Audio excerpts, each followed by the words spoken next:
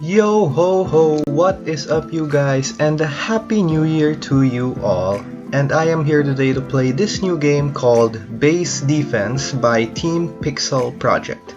It's a tower defense game that has a little bit more freedom than other tower defense games, mostly because there aren't any designated paths that the enemies will be walking on. But before we get into the video, don't forget, if you haven't already, to smash that subscribe button, hit that like button, and tap that notification bell as well to be notified whenever I post a new lit video. With that done, cue the intro.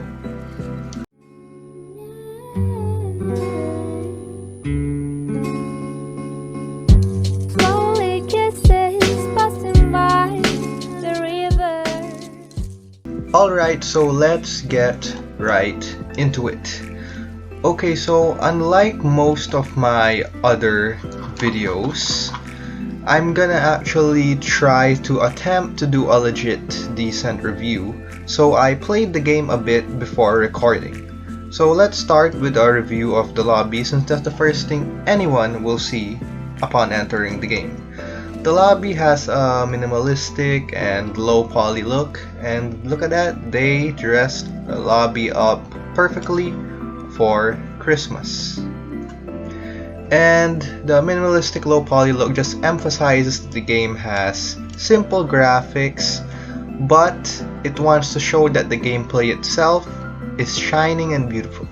The shop and inventory GUIs aren't very clean, in my opinion, like not exactly very clean. They're honestly quite messy to me, mostly because everything is in the same font and the same color, and the overall style makes it look like they're trying to keep the GUIs clean and simple, but it doesn't really bring across the desired effect. Also, if there's already a shop GUI, so what are you guys keeping the shop for, the shop building? Like, I guess it's maybe just to look aesthetically pleasing and to fill up the lobby space, I guess. You can change the lobby theme though, which is quite nice. It's not something I've seen before in a tower defense game, so that's nice, that's cute.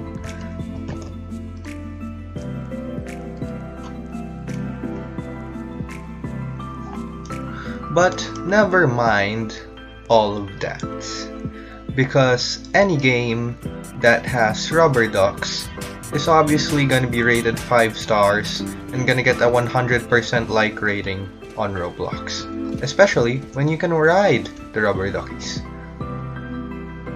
If I could just get this to stop spinning. Ah, there we go.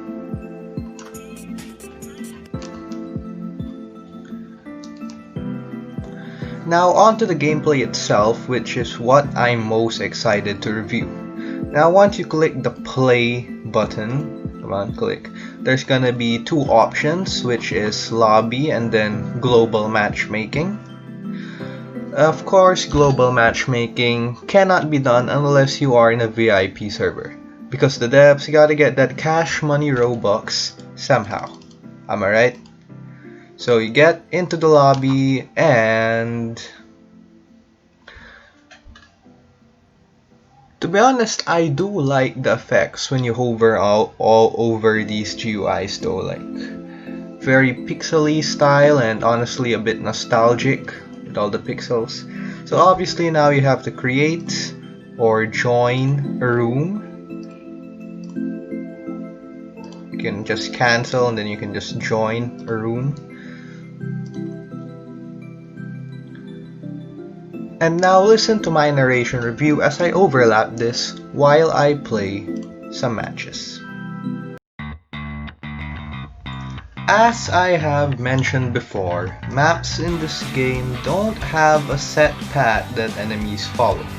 They just walk straight up to your base, meaning it's up to you to do some big brain plays, and teamwork makes the dream work, to place down your towers in a high IQ way so as not to die instantly. Each time you play, it's a different map, and different maps equals different situations. Plus, the more players, the harder it gets. The map themselves are well built, and to be honest, some of them are more detailed than the lobby. But other than the stuff I've mentioned before, this game is pretty much just like any tower defense game out there. Tons of different troops and tons of different enemies. It's not anything new to the genre, and the special thing about it with enemies not having a set path has been done before on other tower defense games, just probably not on Roblox. Example game being an app called Tower Madness 2. The effects on this game aren't anything flashy, and the gameplay, like later on, it honestly becomes quite laggy. But all that aside, it's still a pretty good game for your tower defense enthusiasts out there. Now for some feedback on the gameplay. Honestly, it's quite laggy after a few waves. Not sure if it's because of the number of troops placed down, or the load of effects, or the NPC chat GUIs that pop up every now and then. Dev team should probably fix that. Maybe some advice to the devs: try and come up with something to add to the game that will make the game stand out in comparison with other tower defense games. For example, ASTD decided to use the power of anime to get loads of players. You guys should also think of something to add to your game that fits with the overall theme and will make your game unique. And now it's time for some ads from yours truly. I'm gonna be promoting myself right now because I am open for GFX and render commissions. I will be posting a portfolio on the dev forum soon, and I just wanted you guys to know here. On the next video, I'll be able to link in the description a link to my dev forum post, as well as hopefully a link to my own Discord server for any render and GFX commissions. Other than that, don't forget to take my sponsor, which is Raid Shadow Legends. Is that game even still alive? And Tower Madness 2. And since I have nothing to talk about anymore, I'll just play this game of Endless Wave that I ended up joining, where I was absolutely carried.